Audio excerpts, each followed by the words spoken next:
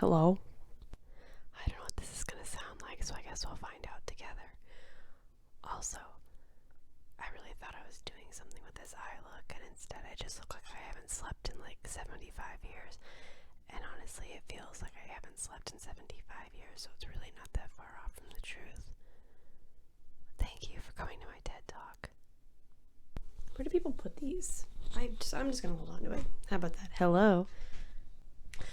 Right off the rip, if you hear any noises, that is one of the several creatures that live in my house. I do not live by myself, and therefore you will hear other people making sounds. Welcome to True Crime Tuesday. Welcome if you're new. Welcome back if you're not. Nope, that's backwards. Welcome. No, that was right. Okay, never mind. Forget me. I have hopes to be a cinematic experience planned for you guys today, and I don't know if it's actually going to be that, but we'll see how it goes, right? I'm optimistic about this whole endeavor, and yes, I don't know what to do with this, so I'm just going to hold it this whole time. I'm new to this, so I'm going to try to keep it placed somewhere, and hopefully it'll sound good. And if it doesn't sound good, well then I don't know. That's just how it's going to be. Okay, are you ready? Hawaii, a paradise set of islands that lie about 2,000 miles off the mainland United States, which became part of 1959, the last official state. This state offers the fourth longest coastline in the United States and is made up of 8 main islands. 2/3 of the state's population lives on the island of Oahu, nicknamed the Gathering Place, where the largest city and capital of Hawaii is, Honolulu.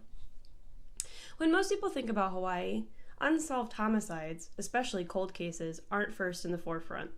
Although crime is rampant everywhere, most would imagine, myself included, that it couldn't possibly poison somewhere as beautiful and exotic as Hawaii, but unfortunately, we're all wrong. Today, I want to talk about, her name is Maile Lum. She also goes by Jubilee, so you can either see her name as Jubilee Lum or Maile Lum, either or. I want to know what happened to her, and why was her case never solved? And as we get through this rabbit hole, you will also be concerned and wondering why this case was not solved. But I have my theories as to why this is, but we'll get there in a second. So I originally found Jubilee's case on, and I'm not really sure whether to call her Jubilee or Maile. I'm going to call her Maile just because it's what I call her during most of my script here. But the case on Uncovered is called Jubilee Lum. So I found Jubilee Lum's case on uncovered.com. And if you're not a member of that website or you've never used it before, I highly recommend, especially if you have any interest in cold cases. It is a crowdsourced cold case finding. It's actually incredible where things are getting updated every single day. They'll tell you the minute something gets updated. So if there's people actively working on cases, and if you find new evidence, you can submit them on Uncovered. It's actually incredible. This case particularly, it definitely caught my attention. I don't know if it was specifically the picture they used for her, or, just her smile, the fact that it took place in Hawaii, the fact that it never really got any national media attention. I don't know what it was about her case particularly, and also I scrolled pretty much to the bottom of the updates list, so this one hasn't been updated for a while. And I just thought, you know what, I'll look into it. I opened up her profile and I started reading, and it really is bizarre that with all the evidence that they have, that nothing ever came out of it. Why there was no conviction or why nothing was ever solved on it. Also, everything that I'm citing will be in the description below. Also, I've submitted a couple things on Uncovered of stuff that I found, but I don't think it's gotten approved yet, because it has to go through, you have to provide your sources and your links, and it has to go through moderators to get up onto the actual site. So hopefully, eventually, it'll be posted. Jubilee, also known as Maile Lum, which we just talked about, was born on November 26th, 1977. At the time of her death, she lived with her family in Kalihi, which is a neighborhood on the island of Oahu in Hawaii. So, sorry to spoil this for you guys. Maile does not survive to the end of the story, but that's the problem, that I don't understand why it hasn't been solved yet, but we'll get there. I'm not exactly sure where she lived in Kalihi, but I know that area butts up right against Honolulu. At 13, Maile was known to frequent Honolulu's Chinatown area, which is on the west side of Honolulu, which kind of butts up directly to the city village that she lived in. So it's not too hard to imagine that she could walk there, I would assume. So she made friends in Chinatown. The only problem with Chinatown, however, is that it's not a good area. It wasn't then. According to the HawaiiGuide.com, it's still not that great. They do not recommend going to Chinatown after dark. Just to give you an idea of like what we're rocking with, it's not a good area, and that's the place where Maile spent a lot of time. Up until she died. So she started going there at 13, really found a crowd of people she liked. All things considered, it wasn't a very good crowd to hang around, but, you know, they were her friends. So it just kind of is what it is. You know, like her family, from my understanding, her family really didn't go out of the way to really stop her from doing it. I don't know. Unfortunately for Maile, I do believe that hanging around Chinatown and the people she was known to hang out with definitely helped contribute to her death. You know, it definitely got her in trouble over the years, too, leading up to this event. So it's definitely... Maile didn't make the best choices. And it's neither here nor there, you know? I mean, it's kind of the way she goes, you know? If you live a risky lifestyle, sometimes you're taking risks and bad things could happen to you. After Maile turned 21, so mind you, she's been hanging around Chinatown this whole time. She's made really good friends that she likes to hang out with. It's kind of like her scene, and that's where she likes to be. So at her 21st birthday, though, her family truly thought she was changing her ways. She had a fiance, his name's Ambrosio. They were planning to get married on Maile's 22nd birthday, which would have been in November. And in January of 1999, so that beginning of the year, she had started taking adult education classes. So she was going back, I think it was for her GED, but she was going back to school to get her GED and complete her education. You know, so she was on the up and up. She was trying to get her life together. The only problem, though, is that she was still hanging around in Chinatown and with those same people she was hanging around with beforehand. Her fiance, though, Ambrosio, would actually go to Chinatown to pick her up, so he didn't let her walk home or take a bus home. I'm not exactly sure how the transportation worked. Once again, I'm not sure how close she lived to Chinatown, but Ambrosio would go to Chinatown and pick her up and drive her back home. He sounds like a really good person and a really good fiance. You know, he really took care of her, and the family really thought that she was turning it around, is really just the vibe of that. On August 23rd, 1999, Maile Lum got into a van.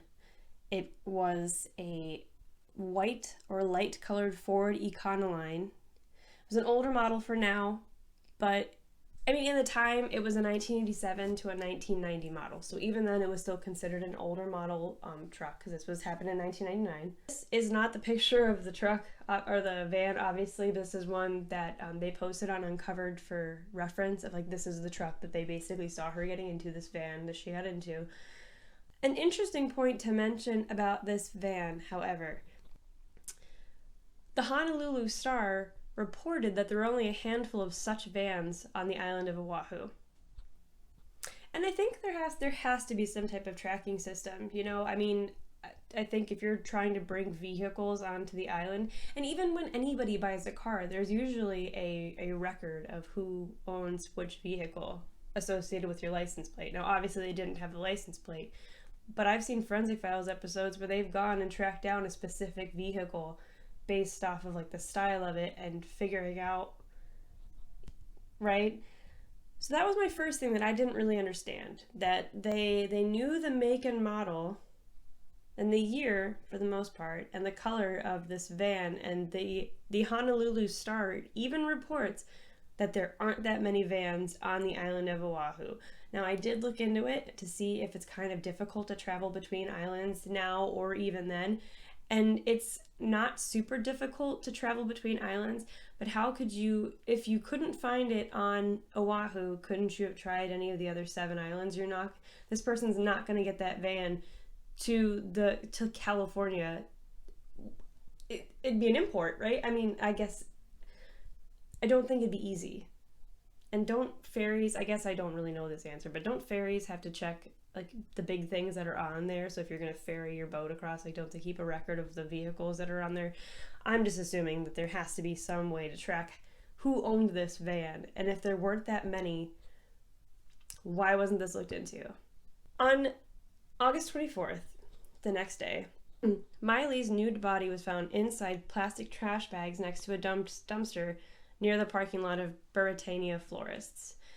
The trash bag used to hold the body, from what I've read. Now, I was a little bit confused on this because two different articles said two different things, but from what I read was that the bag that she was in was placed outside the day before from the florists themselves. Like they had thrown the bags in the trash, and the person who did this went into the trash and got the bags and put her in it and left it outside.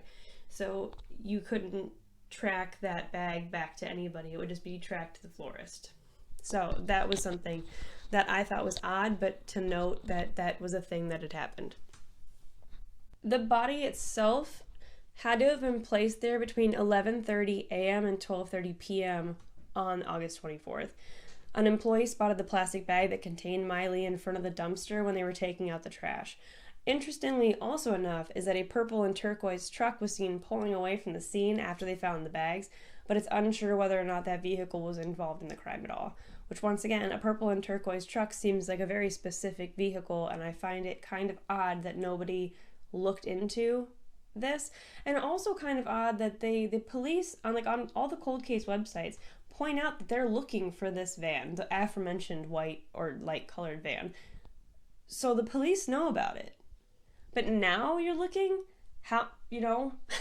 20 years later, but you're telling me you didn't look into this beforehand, back when it happened?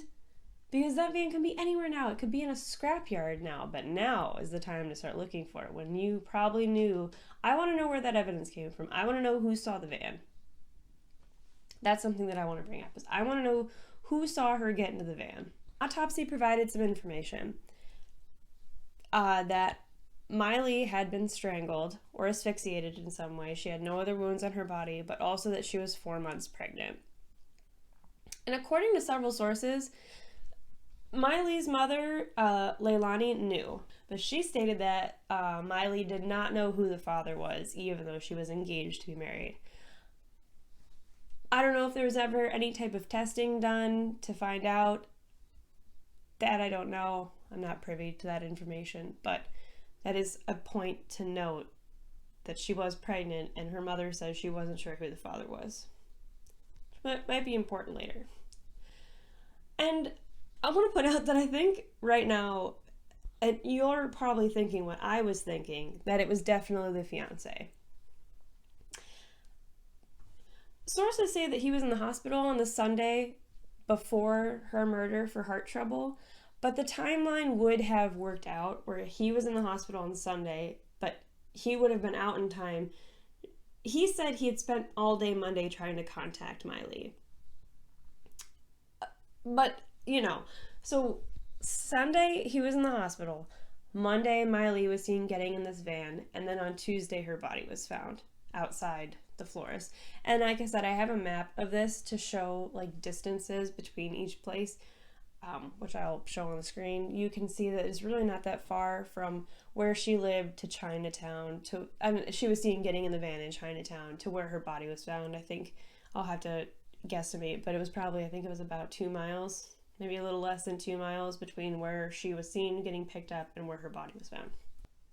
So I do agree that the fiance could have done it. He definitely would have had the time frame to do so, but I don't think he was ever considered to be a suspect by the police, and I don't think Miley's family ever suspected him either.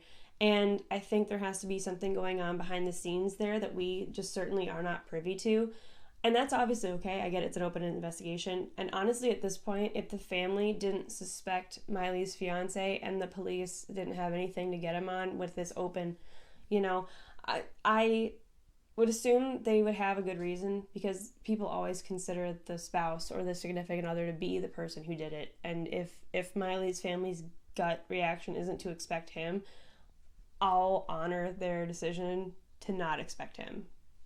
And that's just me personally. If I were to find something else out, I really tried to go down that rabbit hole, and I don't think it was him. It was suspected by several accounts that Maile was into sex work and other risky behavior like drug use, although she had no adult arrest record. And I read in some article that in her youth, she had been arrested 3 times for prostitution. That's neither here nor there. It was not in her adult record, and honestly, it really isn't important to the story. I mean, it will be in a second, but it was suspected that she was into some type of risky behavior. I don't judge people's career choices, but it is a high possibility that her vocation may have led to her putting herself in some risk.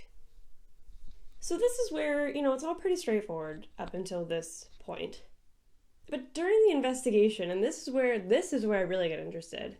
During the investigation, a man named Rod Shadow King contacted the police. At the time, he was serving time in a California prison for charges of promoting prostitution. He was a pimp. He provided some information that he knew Maile, and he knew that she was working for an escort service in Hawaii called Petite Pleasures. Now, I wouldn't recommend Googling that, or, go for it if you want to, if that's what you're into. Just know that what you're Googling, what you think you're going to get is exactly what you're actually going to get. So I, for a brief moment, went down this rabbit hole, and I don't think that is still an establishment in Honolulu, but there are 2 other locations. I think one's in Texas, so I don't know, but there was one in Honolulu, and Rod King had said that he knew Maile because she worked there. He said he'd actually known her for 7 months, and that she answered the phones for Petite Pleasures. Which, answering the phones for an escort service does not equal sex work, and honestly, that might have been all she had done. As stated, she had no adult arrest records for sex work or anything, and honestly, she might not have ever done it. But working there, maybe she was associated with the practice and people thought she did. I don't really know. Once again, we're not privy to that information, but she might have been associated with it, but she definitely, according to this, worked at this place. And weirdly enough, even weirder, so it's cool that we kind of get a lead on this, that we knew somebody who knew her, but we're going to make a connection here, which is kind of spooky. King had also mentioned that he had known somebody else that was murdered. And that's who actually he was calling the police about. Michelle Ann Bensinger had been found a few weeks earlier on August 10th, 1999. So literally, Maile's body was found on August 24th. Michelle's body was found 2 weeks earlier. King had known Bensinger for 4 years. She ran the services at Petite Pleasures. That's how he knew her. So he was in jail for being a pimp, more or less. There's a better way to put it. But so he had known Maile and Michelle from working at Petite Pleasures, which is an escort service. They were all decent friends. The 2 women who had known each other had gotten killed so closely together. And before Rod's call, the police had kind of maybe toyed with the idea that the murders were connected, but they never officially connected them, and they're still not officially connected. If you look on anything in Honolulu cold cases have posted, they are not connected at all, other than the fact that they were killed around the same time. Which the similarities are really kind of just hard to deny. And I find it really fascinating that the police were so against connecting these 2 crimes when obviously the 2 women had to have known each other. They worked at the same place. I would assume that this place is not a booming corporate campus. I would assume they would know each other. But that's just my opinion, my little measly old opinion. So just put that in your head. And to even go one step further, if Michelle was running the business and Maile was answering the phones, of course they knew each other. I will not believe otherwise. They knew each other. King's motivation for calling the police to let them know that he knew something was for the only reason that Michelle would have done the same thing for him. Which is really sweet, honestly, that he would go out of his way to call the police to let them know that he knew who Michelle was and he knows that she would have done the same thing for him. That's really cool. The timeline here is interesting as well, that we got some news from Rod King on this. King was arrested in February of 1999 for his extracurricular activities. He got a letter from Michelle. Now, I'm assuming he received the letter sometime in August. I'm not sure about the mail time from California to Hawaii. I don't know how long it takes to send a letter between the two states. He got a letter that was dated July 23rd. And it was from Michelle saying that she was in a love triangle and that she was scared for what she had gotten herself into, right? Don't you think it's weird that on August 10th, Michelle's body's found, and based on the decomposition, based on the way they found her body, it was determined that it had been there for about 2 weeks. Don't you find that timeline just a little bit suspicious? That she sends this letter on the 23rd of July. I mean, that has to add up to literally she sent the letter and got murdered 2 days later, 3 days later, and then her body was found. And this is the most infuriating part about Michelle's death to me. A piece of information that this is just a glaring misstep by the Honolulu Police. I mean, I'm sorry, I'm going to throw you under the bus for this one. Why? Michelle's death was never ruled as a homicide. Even to this day. Her death was never ruled as a homicide. Police called it a suspicious unattended death, which I, looked that up because I'm curious as to what the fuck that means. Or in one other article, it was just called sudden.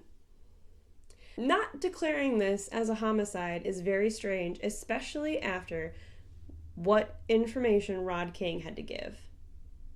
Right?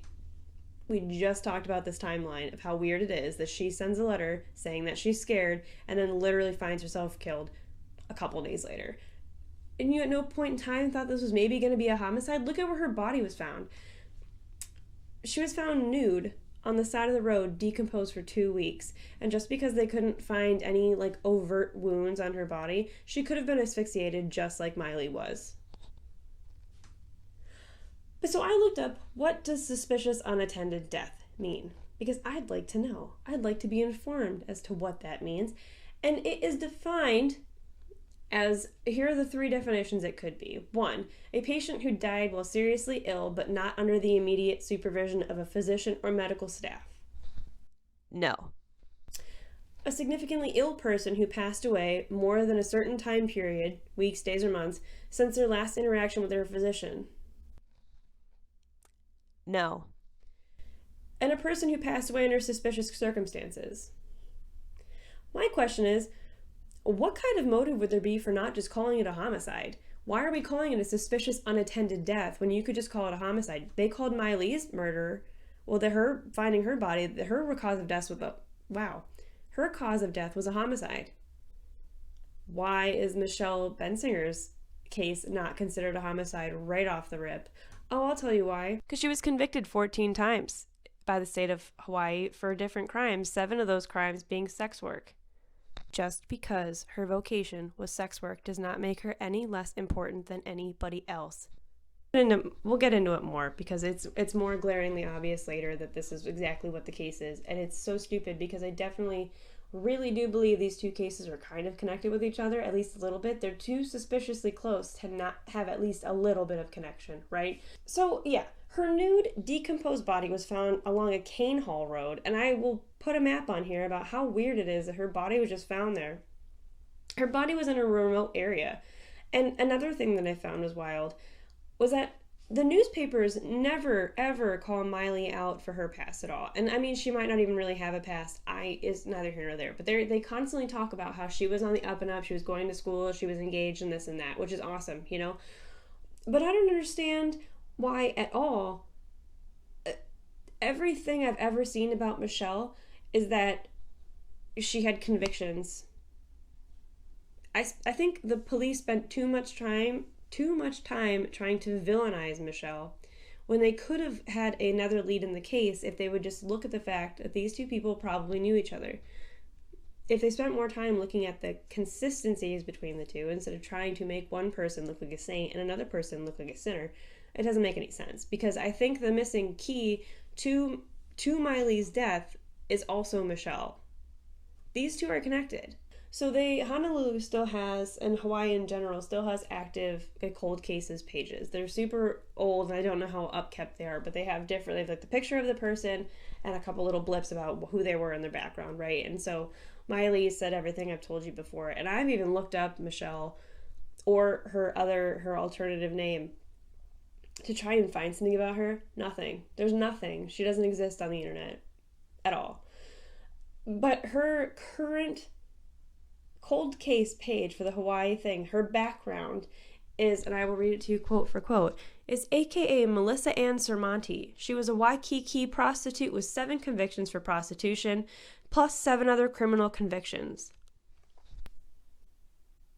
How is anybody going to solve this cold case when that's the only background you give on her? Nobody's going to solve it because you're treating it like there's not even any information on her anywhere. There's only one thing on the internet about, there was a news article when they identified her body after it had been found, and that was it. Nobody ever talked about her again. And I don't know if it's because that she didn't have a family that was out there like pushing this narrative, which Maile's family was definitely interviewing with police and, you know, saying that they want the case solved. Which, I mean, I agree it should be solved, but I think it's just like an awful neglect on the police's part that they never put these two together when they should obviously be together. At least consider it, right? There's obviously information that I'm not privy to and I don't know. But from the facts and the stuff that I do know, kind of weird. So it wasn't until King's conversation, in my opinion, that police even began considering the possibility that these could be related.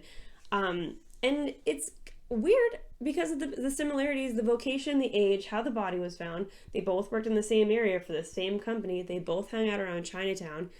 And even weirder, and I'll put it on the map, on the thing here, where Michelle's body was found is so far away from where her car was found. They found her car on Kunia Road, which is by Honolulu. They found her on the opposite end of the island, and they're just calling it a suspicious unattended death. She was dumped. It's not like she just accidentally got there by herself naked and ended up dead on the side of the road. I refuse to believe that. Somebody put her there. When they announced that Michelle's body was found on August 12th, 1999, re-listen to this. I'm going to paraphrase it for you. The woman whose decomposed body was found in a Waialua field Tuesday has been identified as 24-year-old Michelle Ann Bensinger of Waikiki. Also, I don't even know when Michelle's birthday is. It's never said, to my knowledge, anywhere. I know she's 24, but they don't ever mention her birthday. It's like you don't even know her birthday? You can't even throw it out on the internet that when her birthday is? So her body was discovered along Cane Hall Road near Kaukonahua Road in Hawaii. Officials believe it had been there for at least 2 weeks.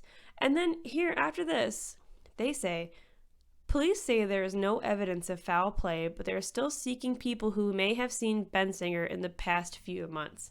Her naked body was found decomposed on the side of the road on the opposite end of the island that she hangs out at. And you don't think that's suspicious? Because I certainly do. But maybe that's just me.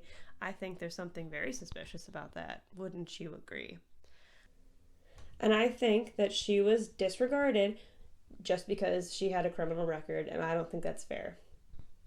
I don't think you can solve one of these cases without the other. They have to be together, and there has to be some type of connection that somebody's just not putting together.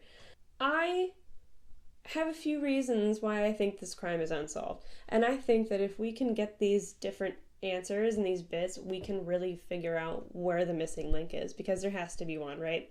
So reasons why I think this case still remains unsolved. One, right off the rip, I think these cases were mostly ignored because they had a criminal past and they were both assumed to be sex workers and they just did not care. I said it. That's just the way I think. And we've seen that time and time again I mean, it happened in Cleveland where, people who had a sordid past of using drugs and, working in sex work, Anthony Sowell. This went on forever because nobody tried to stop it. Because the people that were going missing were undesirables in the police's eye, and he was doing them a favor. Disgusting. No, these are people too. Second reason why I think this case went unsolved. 36 people were killed on the island of Oahu in 1999, which had doubled from 1998's total of 17, which was a weird year for Oahu because it was the lowest homicide count in 30 years. So they don't consider that to be, that's like a weird number. But between 1998 and 1999, the number of homicides on the island doubled. Tying into number 2, they found Maile's body on August 24th of 1999. They were still working the case, but the timeline of this was they found Michelle's body on August 10th. They found Maile's body on August 24th.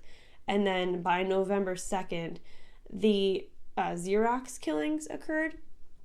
And this tragedy absolutely got media attention. And I think the pressure from the media had police managing this crisis over solving other crimes, which makes sense. As this is the Xerox murders, if you look them up, they were the most violent and deadly mass murder that had ever taken place in Hawaii ever. Look into that one if you want. But that, I think the fact that happened so quickly after these bodies appearing, and plus in a second I will talk about, so I'll just talk about it now. As I said before, 36 people were killed in Oahu in 1999.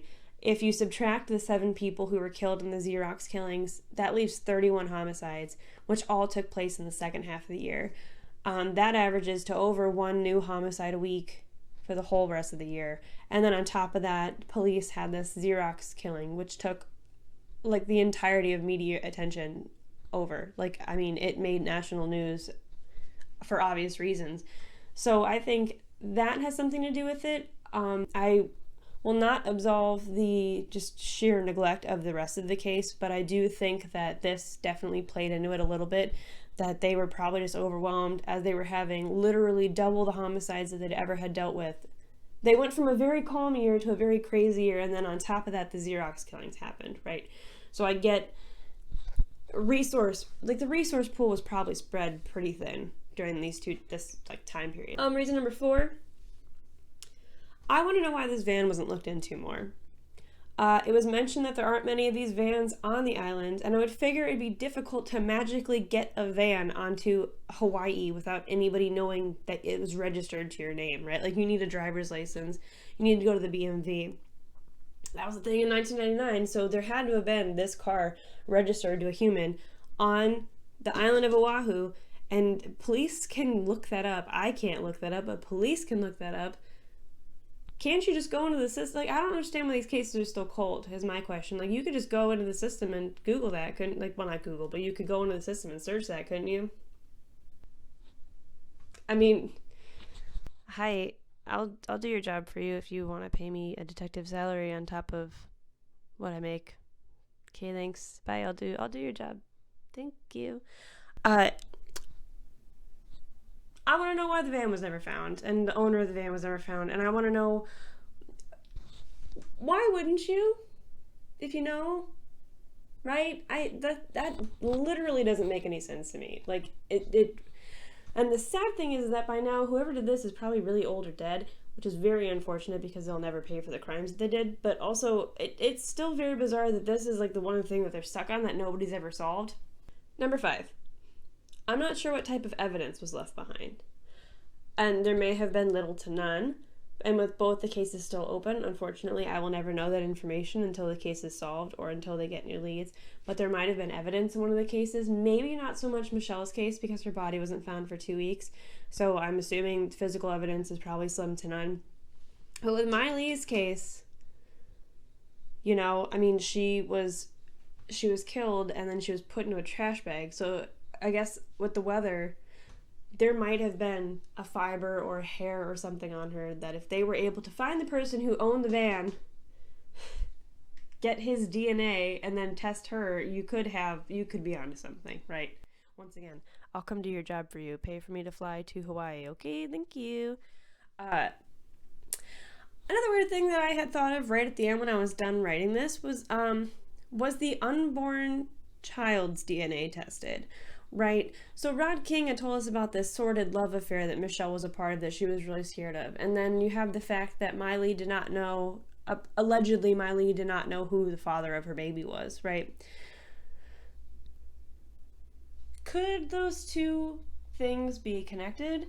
So I was just curious, was the unborn child tested, the DNA? And I think that could, I mean, I don't know if it was or wasn't, obviously, because I don't work for the Honolulu Police Department. Hire me if you want to. So I don't know the answer to that question, but if the DNA matches a fiance, that's, all well and good. That's fine. But my thing would be, if it doesn't match the fiance, who does it match? Who is the father of that baby, right? Because then that could possibly tell you who the love affair was with. And this is unscripted, but to go off of that question, did anybody look into any of Michelle's personal belongings to figure out who this love triangle was with? I really don't think you could have a paperless love triangle, right? You would leave tracks of some sort. I mean, a notebook, a journal, a diary, letters, right? I mean, I think there would be something. And I also want to know, what did that letter to Rod King say? Because he called the police, he had the letter. I don't think anybody's ever read that letter. And I wonder if she specified in that letter a suspect that could have been, or at least if I thought I was going to be in danger, I would have written that person's name all over every piece of paper and sent it to everybody I knew in the event that if something happens to me, this is who did it, right? Very much a Hell Crafts situation. I was rewatching Forensic Files, and she's the first episode, and she was really nervous that her husband was going to do something to her. So she told all her friends that if she just mysteriously disappeared, like, do not believe anything my husband tells you, because he absolutely did it. And then when she went missing mysteriously, he was the first person convicted in Connecticut without a body, because they had so much evidence against him that he went to jail. Actually, he got out last year, I think, so. Fuck you, you murderer. He put her in a wood chipper. You should rot in prison for the rest of your life for putting your wife... I mean, she wasn't alive when he did it, but you should not ever get out of prison ever if you put your spouse in a wood chipper, right? That's just... Welcome to the court of me. I will be your judge, jury, and what's the other? Judge, jury, and bailiff. Fine. I don't know if that's the case or not. I'm just making this up as I go. So these are the two. I mean, it was kind of a twofer, because the more I researched Jubilee and Maile, same person. The more I researched her, you don't get her without Michelle. Oh, also, there were 3 other homicides that happened on a different island in Hawaii in 2000.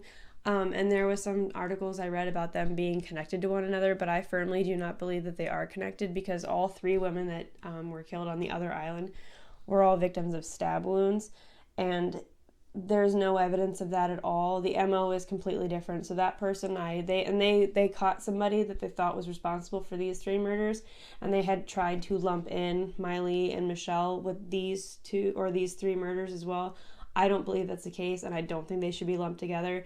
I'm happy these 3, which I'm looking at their faces while I was reminded, these 3 have hopefully gotten some, their families have gotten some closure from this instance, but Maile and Michelle's families have not gotten any closure on this case, and I think it's because people don't care. I said it louder for the people in the back. I don't think people care. Yeah. So with that being said, thank you for coming to my true crime time. Hopefully somebody knows something and we can help solve this crime. Thanks for hanging out, and I will see you guys next time.